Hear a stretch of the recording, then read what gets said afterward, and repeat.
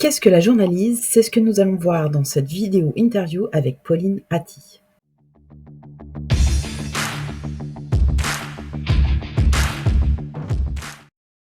Bonjour Pauline. Bonjour Catel. Pauline, tu es journaliste avec un Y parce que ça vient du journal d'analyse, un outil que tu as développé et dont tu vas nous parler juste après. Tu es également infopreneuse et autrice. Et du coup, est-ce que tu peux nous dire qu'est-ce que la journalise? Oui, alors la journalise, c'est la pratique dérivée de ce que j'appelle le journal d'analyse. Et le journal d'analyse, j'aime bien le définir comme une démarche proactive d'écriture d'un journal. Ce qui fait la différence en fait avec un journal intime, c'est son approche structurée et intentionnelle. Ici, on n'écrit pas seulement pour apaiser son esprit ou documenter sa journée, comme on a tendance à le faire avec le journal intime, mais avec l'objectif d'initier des changements concrets et positifs dans notre vie. Alors Pauline, peux-tu nous dire quel est ton parcours et comment tu as eu l'idée de créer la journalise?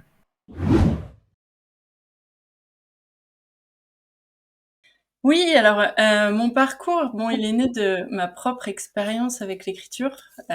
J'ai commencé moi à tenir un journal à 34 ans, donc assez tard finalement, et pas du tout par amour de l'écriture. Moi, j'en avais jamais tenu enfant ou ado. C'était quelque chose qui m'effrayait un peu. Et en plus, j'avais vraiment très mauvais souvenir avec les rédactions à l'école, etc. C'était vraiment pas mon truc. Mais voilà, c'est venu à une période de ma vie en fait où j'ai ressenti le besoin de faire un point. L'élément déclencheur chez moi, ça a été les 10 ans de ma fille. Ça m'a, ça m'a vraiment flippé en fait de me rendre compte que oui, c'est vrai, le temps passe super vite. Tu sais, tu l'entends toujours, mais cette fois-ci là, t'en prends conscience. Et du coup, cette prise de conscience a été très forte chez moi et ça m'a amené à faire le point, quoi, en fait. Et j'étais créatrice d'accessoires à l'époque, à mon compte.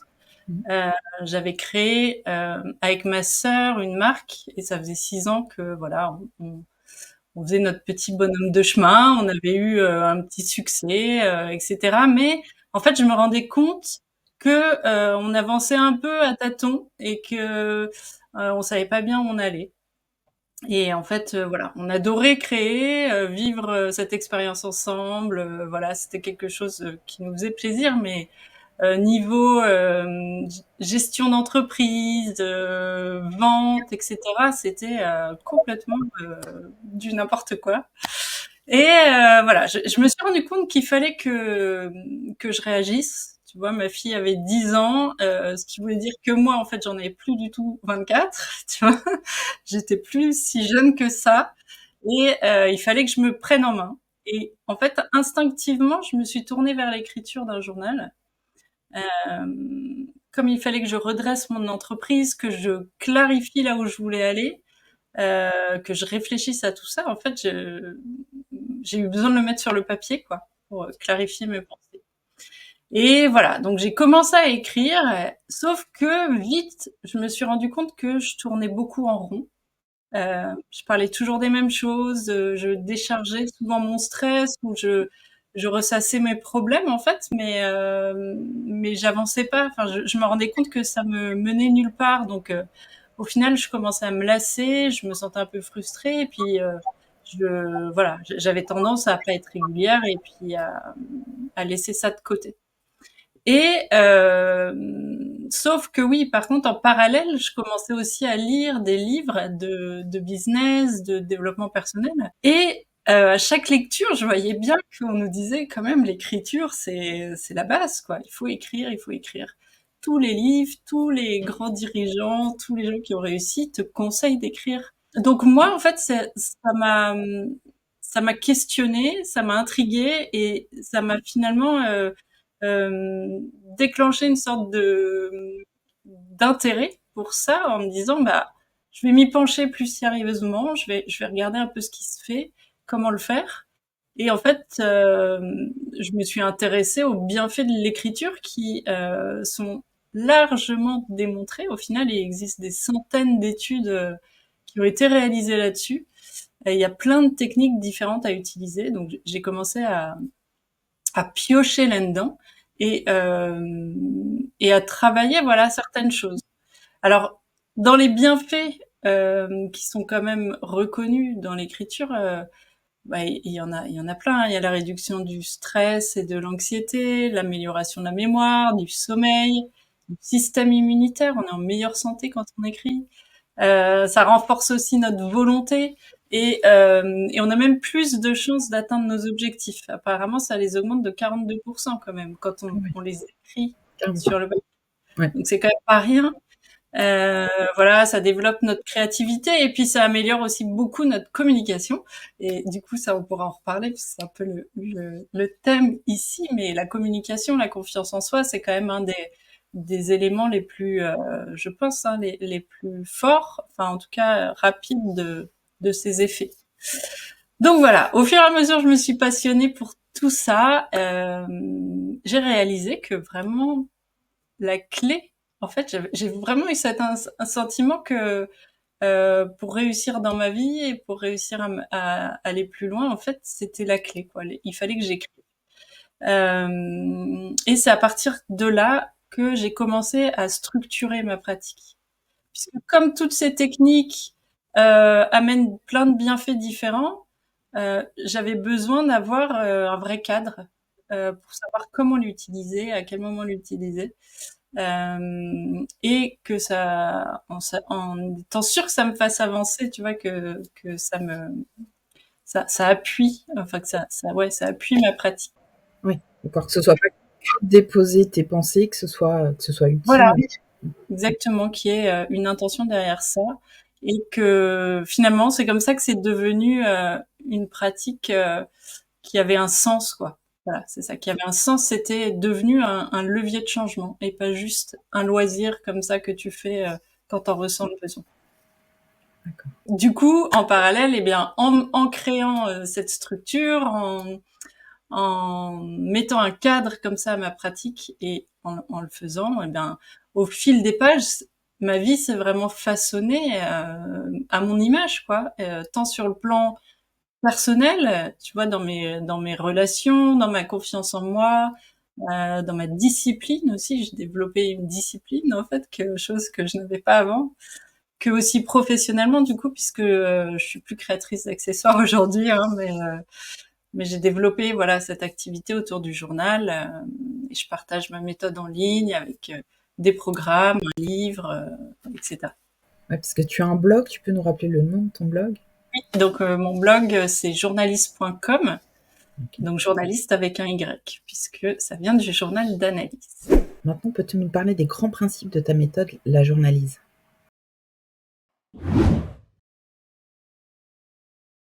La journalise, ou donc le journal d'analyse, je peux le résumer en 3 principes et 2 phases, grosso modo.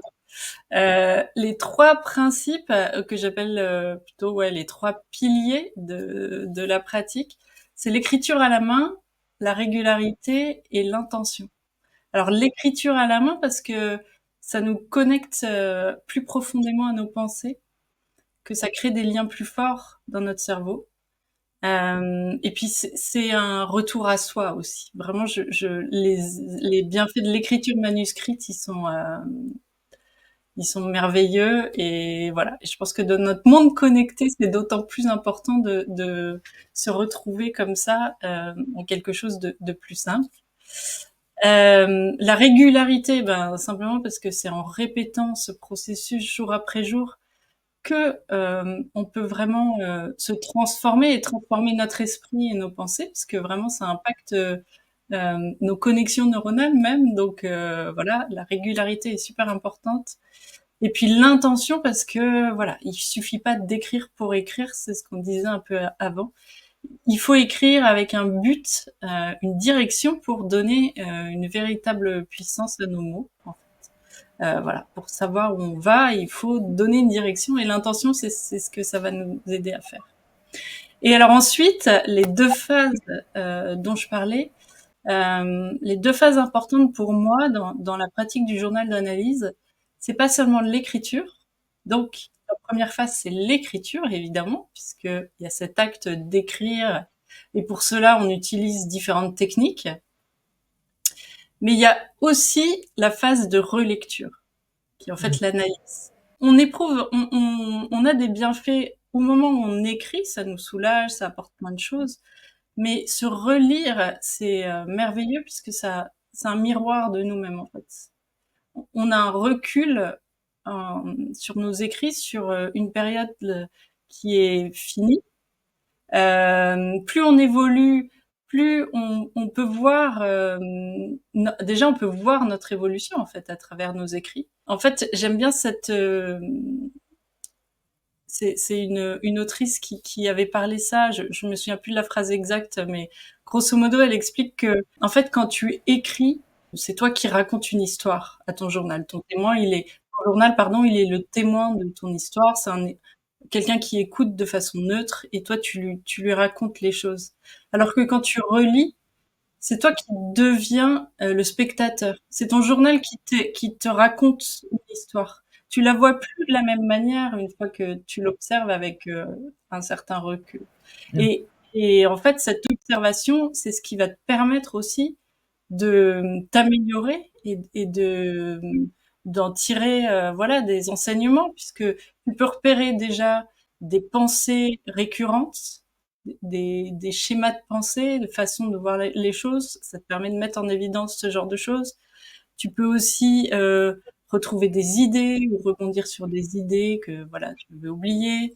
Enfin, il y a plein de choses à découvrir par la relecture et finalement, c'est vraiment la synergie des deux qui, pour moi, fait la magie d'un journal. C'est à la fois l'écriture et la relecture. Mmh. Parce qu'en plus, plus tu te relis, mieux tu vas écrire. Quand tu dis, se relire, c'est combien de temps après? Alors, en fait, il y a plusieurs phases, enfin, pardon, plusieurs options. Tu peux te relire à un moment où tu sens que tu en as envie, parce que tu as besoin de chercher quelque chose, etc. Après, moi, j'aime bien, comme avec l'écriture, mettre un certain cadre. Donc, par exemple, il y a des phases de petites relectures hebdomadaires où tu relis juste ta semaine. Après, pareil pour le mois. Et après, il y a des lectures un peu plus poussées, comme quand tu arrives à la fin d'un carnet. Euh, Parce que c'est important, tu vois, tu clôtures un chapitre de ta vie, en fait, et du coup, ça te permet de donner aussi un élan pour le nouveau qui va s'ouvrir. Donc voilà, il y a certains moments qui sont plus adaptés que d'autres. Et voilà. Puis il y a aussi des techniques, des exercices à faire pour bien analyser sa relecture. Mais en tout cas, euh, c'est très important pour moi cette phase-là. Pour moi, c'est aussi une partie un peu différente du journal intime, tu vois, journal d'analyse, journal intime. C'est que souvent le journal intime, on pense pas à se relire. Enfin, la plupart des gens, en tout cas, ils voient pas ça comme un élément important en soi. Et d'ailleurs, souvent, on n'aime pas se relire. Hein. C'est le retour que j'ai beaucoup, c'est ah non, moi quand je me relis, je trouve ça nul ou je fais des fautes ou voilà, j'aime pas, je trouve que j'ai rien à dire. Mais justement, ça c'est aussi c'est un bel outil ça d'avoir ce recul-là, puisque justement, si tu penses que tu t'exprimes pas de la même manière ou que tu dis toujours les mêmes choses, à partir de ça, tu peux T'améliorer? faire en sorte d'écrire un peu mieux et de t'exprimer un peu mieux par la suite. Mmh. J'imagine aussi que pour l'état d'esprit, si tu te rends compte qu'à chaque fois tu dis, «Je suis nul» et tout ça, tu peux corriger Voilà, ça aussi. exactement, OK. exactement. Alors tu nous as un peu parlé, des bénéfices, de la méthode de la journalise. Est-ce que tu veux bien nous dire un petit peu quel est l'intérêt également de cette méthode?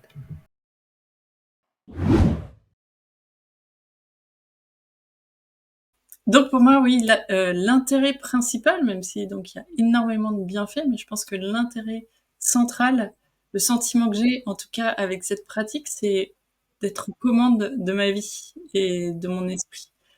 En écrivant, en fait, je me sens ancrée et armée. Ça paraît peut-être un peu un peu voilà, un peu fort, mais c'est vraiment l'effet que ça me fait puisque je mets mes pensées au centre, de mon attention et ça me permet, voilà, de les choisir, de les modifier, de les orienter. Donc voilà, l'intérêt majeur, il est là et ce qui découle de ça, en fait, plus, on se sent aux commandes de notre vie, finalement, plus on gagne en confiance et plus on gagne en confiance, mieux on communique, avec les autres. Parce que finalement, plus on s'accorde de l'attention, mieux on se connaît. Et, et clarifier ses pensées aussi, ça nous force à les structurer et à les affirmer plus clairement. Donc, on va organiser nos idées de manière cohérente, plus cohérente en tout cas, ce qui est essentiel pour communiquer de manière plus efficace en dehors. Écrire aussi, ça nous permet de d'exprimer ses émotions plus, ou en tout cas de les écouter un peu plus et d'apprendre à les nommer. Parce que souvent on ressent des choses, mais on sait pas bien ce que c'est et tout ça. Là, on est obligé de les nommer et de les comprendre. Donc, on en revient à ce que je disais, c'est que si moi je sais comment je me sens, quelles émotions je ressens, je vais réussir à les communiquer plus facilement. Si, par exemple, j'ai une altercation même avec quelqu'un ou que ça monte, je vais avoir plus de facilité à m'exprimer, à expliquer ce que je ressens. C'est aussi écrire, c'est aussi une manière d'enrichir notre vocabulaire, puisque petit à petit, on va affiner nos pensées, on va chercher le mot qui exprime mieux ce qu'on souhaite dire. Donc forcément, ça a aussi un impact avec notre communication extérieure. Et du coup, j'avais envie, puisqu'on est dans le thème de la communication, de partager une technique en particulier. La base du journal d'analyse, c'est la technique voilà, centrale de ma pratique et que j'appelle les affirmations 3D. Donc, il y a pour but de travailler ces pensées justement et d'avancer vers ce vers quoi on a envie d'aller. Donc, admettons ici la communication, une meilleure communication. Donc, les affirmations, ça part d'affirmations. Les affirmations ont le pouvoir de reprogrammer notre cerveau, on le sait. Et ici, puisque on est dans le journal d'analyse, on va les écrire à la main, de manière régulière et avec voilà, intention. Mais surtout, la particularité, c'est qu'on va les écrire sous 3 angles différents. Donc à la première, à la deuxième et à la troisième personne du singulier. C'est le faire de 3 angles différents. En fait, il y a plusieurs bénéfices. Le premier, c'est que en fait, tu le dis 3 fois, donc ça a quand même 3 fois plus de chances d'atteindre ton subconscient, puisque c'est lui qu'on cherche à programmer quand même, à modifier. Et puis, en plus, ça te permet de te visualiser sous 3 angles différents. Et c'est vachement fort pour mieux y croire, en fait. Tu détournes un peu l'attention. Mais bref, l'idée, c'est que en fait, avec cette technique qui prend que 5-10 minutes par jour, hein, tu choisis 2-3 affirmations qui résonnent pour toi et qui sont donc axées sur cette chose que tu as envie de travailler. Et tu les combines en un petit paragraphe aux 3 personnes du singulier, de manière à ce que l'ensemble soit un peu vivant, parce que c'est important que ça résonne hein, quand tu les écris. Donc par exemple, admettons j'en choisis 2 qui sont dans notre thème là, ça donnerait moi, Pauline, je sais maintenant qui je suis et ce que je veux. Je me sens maintenant débordée de confiance en tout ce que j'entreprends et ça me fait un bien fou. Tu vois, ça par exemple, c'est un petit paragraphe. Je décide de travailler sur ma confiance en moi. J'écris ça et alors je le décline aux 3 personnes. Donc moi, Pauline, je sais maintenant. Ouais. Pauline, tu sais maintenant ce que tu veux. Et Pauline sait maintenant ce qu'elle veut, etc. Ah, d'accord. Tu les écris pendant 5-10 minutes par jour maxi. C'est vraiment super court et puis pendant au moins 30 jours. D'accord. En fait, l'idée, c'est que vraiment, c'est la répétition là qui va faire un vrai changement dans ta perception et qui va t'aider à y croire, quoi, vraiment, parce qu'on veut remplacer nos pensées négatives par celles-ci.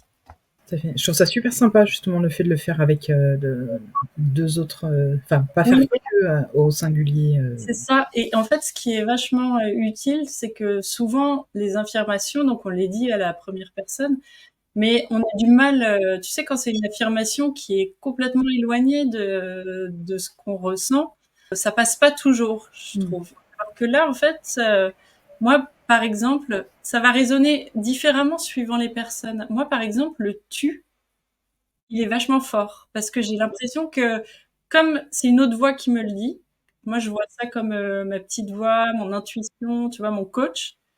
Et ben, t'y crois davantage. Mmh. Tu vois, ça t'aide à voilà prendre un peu plus de recul dessus. Et alors quand tu passes à la troisième personne, c'est aussi très fort pour certains parce que là tu visualises en fait les gens de ton entourage, ce que t'aimerais qu'ils disent de toi. Mmh. Et tu vois, là, tu es vraiment une observatrice de la situation et voilà. Donc c'est vraiment intéressant de le faire aux 3 personnes. Ça, enfin pour moi, c'est ça, c'est tu tapes 3 fois dans le mur et ça s'aide plus facilement. Et quelques règles à suivre quand même. Donc 10 minutes par jour pendant au moins 30 jours. Et puis il faut faire attention que ton affirmation, elle soit positive, que elle soit au présent. Donc c'est pour ça que j'aime bien mettre maintenant dans la phrase parce que ça te force à penser, voilà, à faire le lien avec le présent.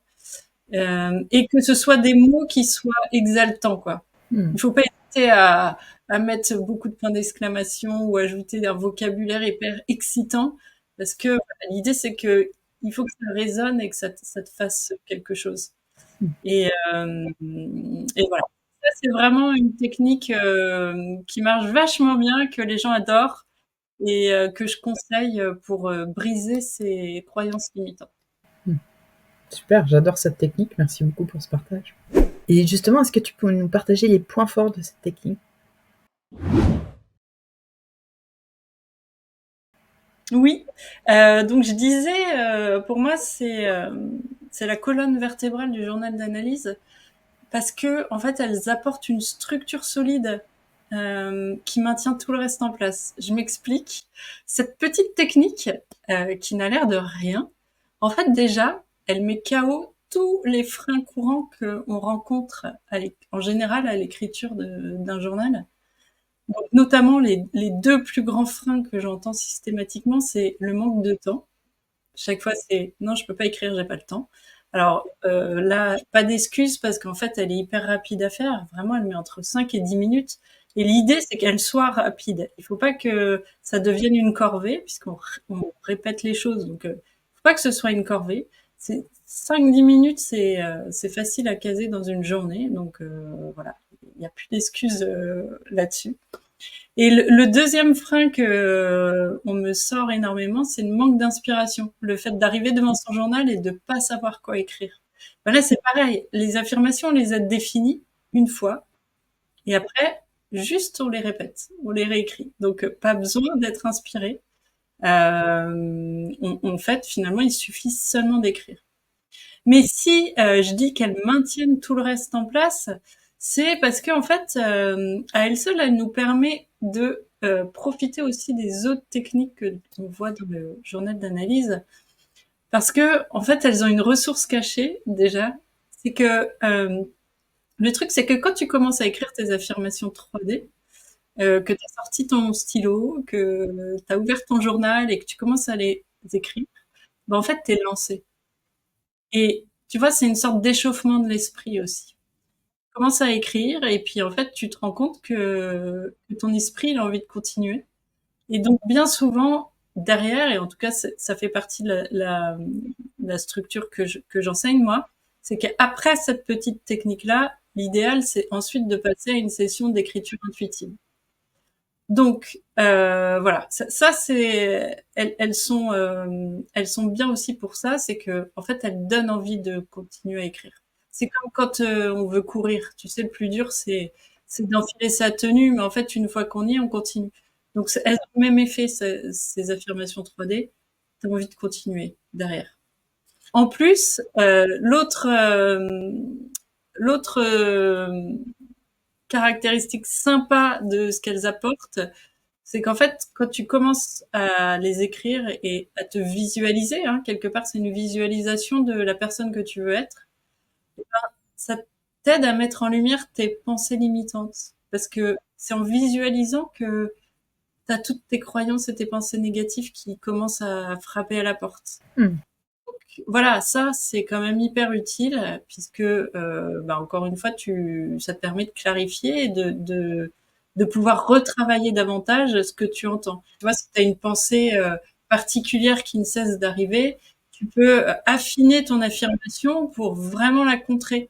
Donc petit à petit, finalement, l'idée c'est ça, c'est que tu reprends tes pensées une à une et puis tu les contres et tu les travailles pour plus les avoir et tu les remplaces par celles que tu veux avoir.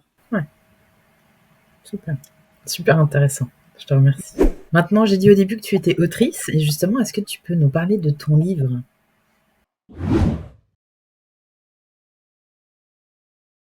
Oui, avec plaisir.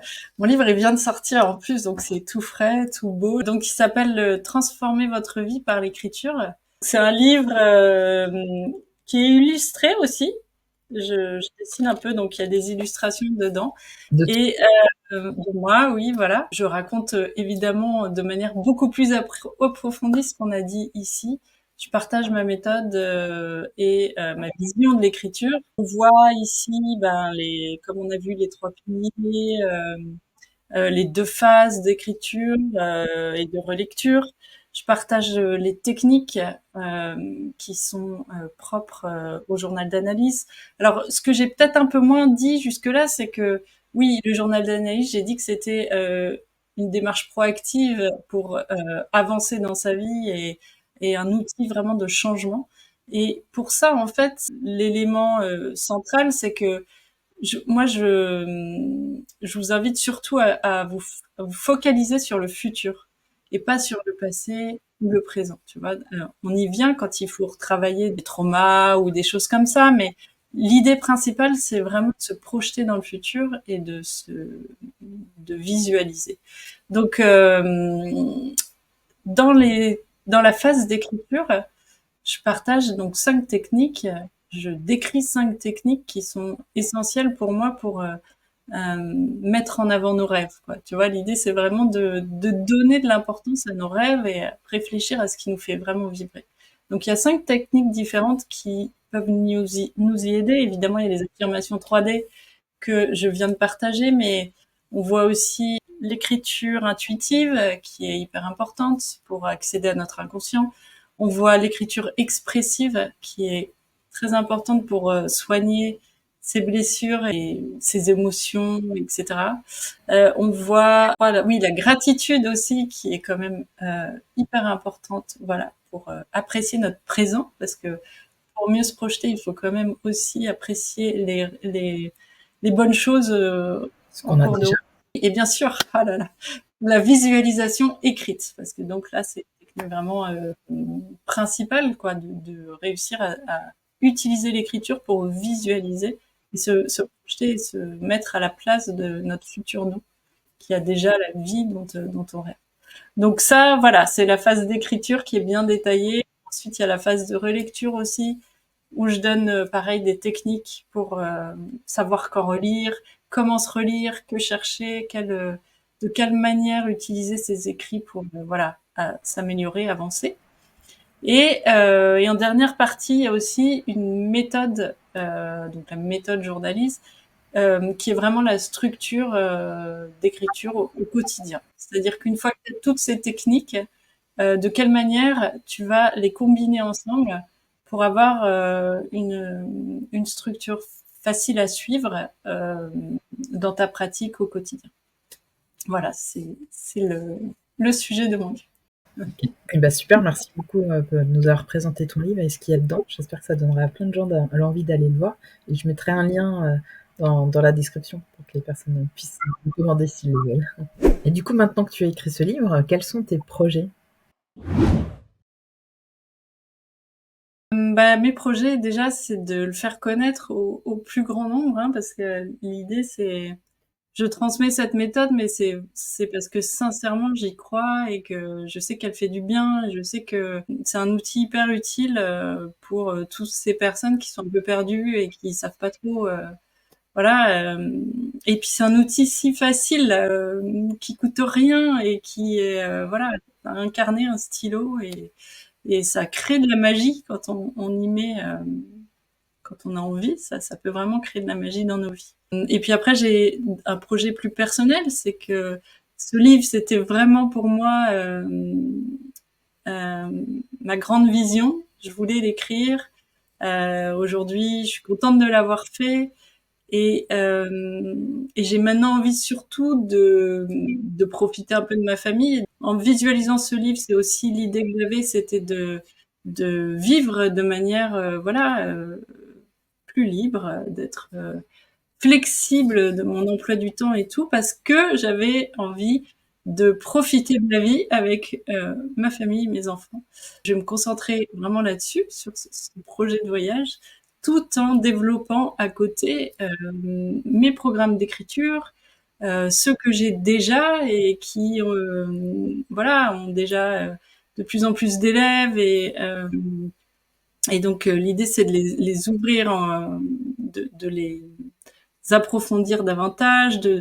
J'ai aussi un projet, j'aimerais beaucoup faire un programme axé sur la relation à l'argent, parce que on le fait déjà dans mon programme phare, mais il y a vraiment à dire dessus, il y a vraiment à faire.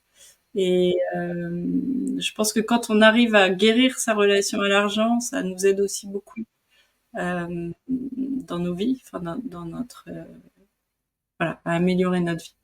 Donc j'ai pas mal de projets, mais en tout cas que j'attends. Voilà, je suis heureuse de m'y pencher puisque je vois que du bon quoi là.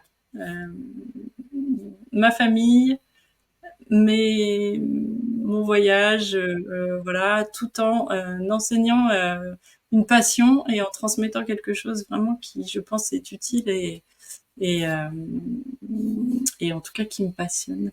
Donc voilà. Je te remercie, on sent ta passion, justement. Alors, en conclusion, as-tu un dernier conseil pour nos auditeurs ou ce qu'ils doivent retenir?